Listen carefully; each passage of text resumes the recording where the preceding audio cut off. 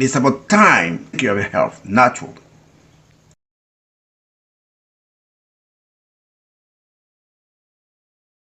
Hello and welcome. This video will discuss the side effect of food and how it impacts our health. Do you remember your calling? Because a calling is a reason for being. It's not just an opportunity, it's not just a job, it's not just something you're good at, and it's definitely not a passion project. The calling is purpose. Hello and welcome. I'm your host, Ambassador Edward Paul Cooper, CEO and founder of Sheba's Holistic Health and Services. If today is your first time on our channel, we'll say you are absolutely welcome. On this channel, we discuss a lot of things, but predominantly we discuss about natural health. How can one take care of own health naturally? This is a place for all good guys, where we meet to discuss about health naturally. How to take responsibility of our health naturally. Your health is your wealth. Your health is your power. When it comes to your health, you have to be radical. You have to be technical. You have to be realistic. You don't just accept everything folks tell you to do to take in this beautiful system like you have. What happens you get caught up in the system? Who do you hold responsible for that? On this channel, we're going to teach you, we're going to work with you, we're going to educate you, we're going to show you what to do naturally to be able to eliminate, detoxify, and cleanse some of the toxins from our system that we have been accumulating all the years from our food, from our drinks and medications. It's about time to take care of your health naturally. You are welcome to subscribe to this channel. Nobody is responsible for your health. Neither the government, neither the pharmaceutical drugs industries, food industries, doctors, health workers, they are not responsible for your health. It's about time to take care of your health naturally. Calling is purpose. Today we live in a world you didn't see coming. Med school didn't prepare you for this, pandemic. Who gave you purpose? Third of American adults are obese. Why? Processed food, too much sugar, unhealthy, anutritive calories. Processed foods are killing us.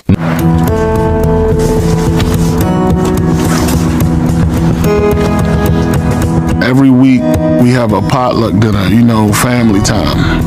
When we get together, it's fun. I think that the more we do those type of things together, it's a good thing because it's very important that we can lean on each other and we can learn from each other and help with each other's struggles where, you're only as strong as your weakest link. $3.75, please. How can I help you out today? To put in an order for 10 pieces. Why did you order so many pizzas? Because we didn't cook. I'm gonna dig in one of them pizzas as soon as we get it because I'm hungry. I think I'm definitely gonna do that myself. I might have to take a bite. Here we go, man. Got all of them for you. Okay. I hope you guys enjoy it. Right? That's fine. You can hold a couple. No. He said I got no. it. Oh, I'm smelling this pizza. I want to eat it now. I do feel guilty sometimes after I eat something, I think about it and I say, damn, you actually ate all of that. Are we being selfish right now? But that's why we just gotta get rid of the evidence. Right. No, I shouldn't be eating this much pizza, but figure what's the harm? I have to knock it off with this overeating before it kills me. I don't feel sorry for myself. I haven't weighed myself in years. I just hope I weigh under 700 pounds.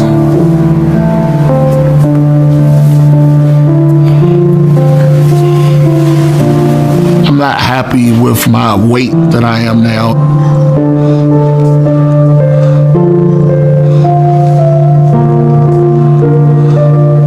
Like sometimes I feel like I'm in a fat suit. Like I got a fat suit on and it's zipped up and I just want to take it off and get back down to my size.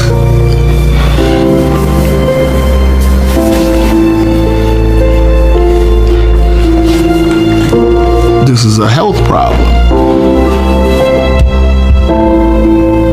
It's not even an option for me to be not mobile because people depend on me. I live with my mother. She is bedridden. I'm her caretaker. Mommy, dinner is served. I'll light it up for you.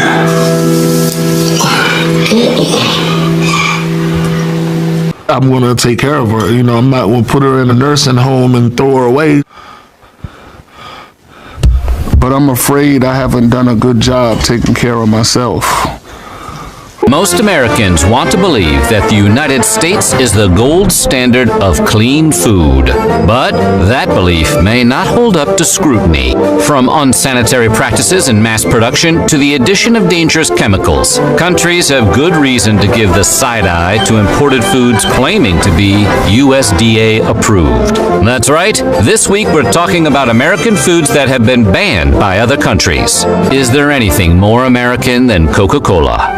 The fizz, the flavor, the former secret ingredient, cocaine. America's food is banned in 30 countries. The food is killing people. Oh yeah, it's definitely killing people. If somebody were to buy a bag of Lay's potato chips versus buying it in Europe and look at the ingredients, they're totally different. They will make the healthier version for another country. There's over 10,000 food chemicals that are allowed in the American population or food system that aren't allowed in other countries. It makes it easier for food companies, gives them longer shelf life because they're putting so many chemicals in it. So anytime we lobby for healthier food choices in our kids' school systems, in our neighborhoods, the food industry is going right behind them with billions and millions of dollars saying, no, we can't do that. Study, if you're a bacon and soda lover, you may want to rethink your diet. The study published in the Journal of American Medical Association earlier this week links 10 foods with deaths from heart disease, strokes, and diabetes. I wish that they taught diet and nutrition to children in school. I wish my kids could take that class.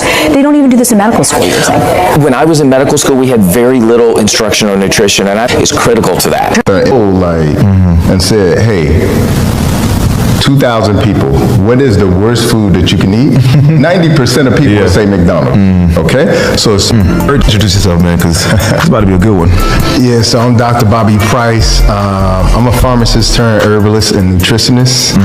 I started my journey by trying to heal people in the hospital and then went from pills to plants and started healing people with herbs and shifting their diets. And once I got pretty successful with that, I actually left the hospital. All right, let's go back. You said that you were working in a hospital trying to heal people in the hospital. Yeah. What was wrong with healing people in the hospital? Well, okay, so what I'm doing, even though it's good, it ain't good. Because, you know, people realize that, you know, like when you're doing that kind of good, when you're getting people off medication, like it ain't a good thing for the hospital, it's good for the patient. And so that's why I ended up leaving the hospital. When you're getting people off medication, like it ain't a good thing for the hospital, it's good for the patient. And so that's why I ended up leaving the hospital. In your health headlines this morning, according to a government study, drinking water from nearly half of the U.S. faucets likely contain forever chemicals that may cause cancer and other health problems. Researchers described the study as the first nationwide effort to test for PFAS in tap water from private sources in addition to regulated ones. It builds on previous scientific findings that the chemicals are widespread, also showing up in various others of consumer products. Reveals a chemical that can be harmful to your health is found in water in 43 states. The Environmental Working Group says PFAS, which are chemicals used in consumer products like firefighting foam and non-stick cookware, can be found in 610 locations across the country, and that includes drinking water for about 19 million people. For more on this now, we're joined by David Andrews, a senior scientist for the Environmental Working Group. So I read sort of the article on this report, and it is scary because we're talking about a problem basically across the country. David, how significant are the results of this study? Well, this should be frightening to all Americans in many ways, because these chemicals, these are the Teflon or Scotch gutter chemicals, as you mentioned. They're common in firefighting foam. They're stain repellent, but they don't break down in the body, and they don't break down in the environment, and they actually stick to our blood. So levels tend to increase over time. So then, are we seeing levels within our bodies? Are we finding children with this stuff in them? And how could it potentially affect our health? How is it affecting our health? Right. These chemicals are actually found in everyone in the United States, just about everyone in the entire world. And exposure to these chemicals really can impact a lot of different health systems, cause numerous health harms, everything from testicular to kidney cancer, harm to the liver, harm to the thyroid.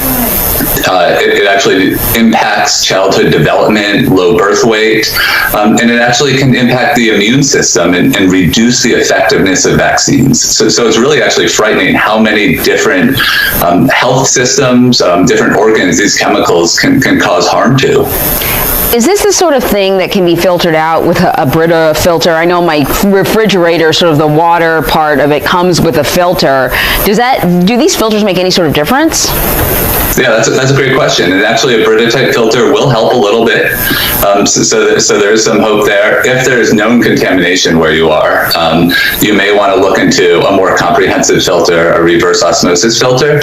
But a carbon filter, a Brita filter, that will actually help and will reduce the levels typically. So then, according to your report, Michigan has the most locations, and you guys have this great sort of interactive map where you can check out your own state and see the locations of concern, and whether we're talking about a military base or drinking water. But Michigan has 192 locations in just that one state. Is this because they have more efforts to is it that they're testing these PFAs more there, and so they're identifying the problem, or is it that they really do have more of a problem than anywhere else? So in large part, it's because they're identifying the problem. They're really getting out and ahead of other states and trying to understand the scope and the magnitude of this contamination. And what they found is that it's much bigger than they even expected. And I think that's a result we're going to see across the country as more states do additional testing. And so we're actually supporting a lot of legislation at the state and federal level to really understand the scope of this problem and set legal limits in drinking water. We think everyone has a right to safe and clean drinking water. That's what I want to ask you about. I'm sure there's no minimum level of a safe number of PFAS in your drinking water, but what's the FDA doing? I mean, are they keeping track of this stuff? Do they have a level that they've said is acceptable versus unacceptable? Right, so and actually it's the Environmental Protection Agency has set a health advisory value, but it's not a legally binding limit. And so, and part of the problem is they actually have not set a new legal drinking water limit for any contaminant in over 2 decades. So the whole system of regulating drink chemicals that may end up in our water and setting limits is broken. And the agency is really falling behind the science here. In terms of just how different contaminants, including these PFAs or PFAS, as well as other emerging contaminants, and how they're impacting our health. Yeah, there's some things that are sort of synonymous with purity, right? Water, like you tell your children to drink more water and put the soda down. This is a sign of being healthier. And then to hear you talk about just how dangerous our water could be is heartbreaking, and I can't believe we're not doing more about it, but you're raising the alarm, and that's really important. David, thank you so much. My pleasure. Thank you. This may not be the news you want to hear heading into the weekend. A new study finds that no amount of alcohol is safe to drink. Even that one glass of wine at dinner does more harm than good, this study says. So we had to ask Dr. Jon LaPook about all of this, John. Some have called this a sobering headline. What is behind this study? The question is, how sobering is it? And the authors are not saying never have another drink. They're just saying, let's give you a sense of what the risk is. And the way they did that was they went all around the world. Jeff, this was a big study, and they looked at the effect of alcohol on 23 different health problems. And they found that, contrary to popular belief, there was really no safe level. Here's what's, I think, confusing for a lot of folks is it does seem like there are studies that come out a lot saying a glass of wine a day is good for you, right? And that's supported by this study, but you have to look at all 23 of those health factors. And if you do that, there was a relatively slight increase in these health problems, even with one drink a day. Now, how slight? If you take 100,000 people people, over 1 year, 4 extra people will develop health problems. That's from 1 drink a day. So you may say, what's the big deal? Well, for 1 person, maybe not a lot. For a population, that can add up. And here's the problem. If you say, well, it's relatively little risk for 1 a day, I'm going to have 2 a day, 3 a day, 4 a day, the risk starts to really rise. And if you look at the cost of alcohol across the world, it kills 2.8 million people every year. That's almost half the amount of people who die from tobacco. Wow. Good information, John LaPook. Thanks. I think Mr. Askew is going to be signing the sheets at the back of the room. He will also be collecting the evaluations, and I have a question. I heard about this on that side from, this is going to be, but this is the first time I'm hearing about the consequences of it. And there's always these, written panels about, okay, just fill out your name here and we'll fill out the rest. Is there anything in our communities? Because a calling is a reason for being. It's not just an opportunity, it's not just a job, it's not just something you're good at, and it's definitely not a passion project. The calling is purpose. Today we live in a world you didn't see coming. Med school didn't prepare you for this, pandemic.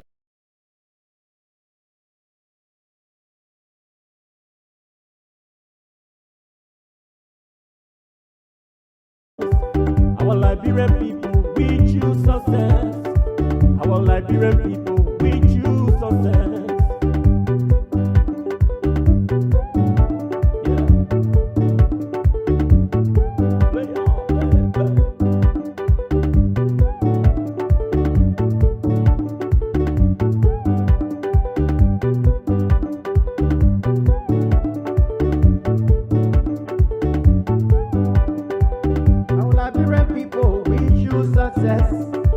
Our Liberian people, we choose success. Wherever you play, wherever you go, the Liberian people, we choose victory, victory, victory.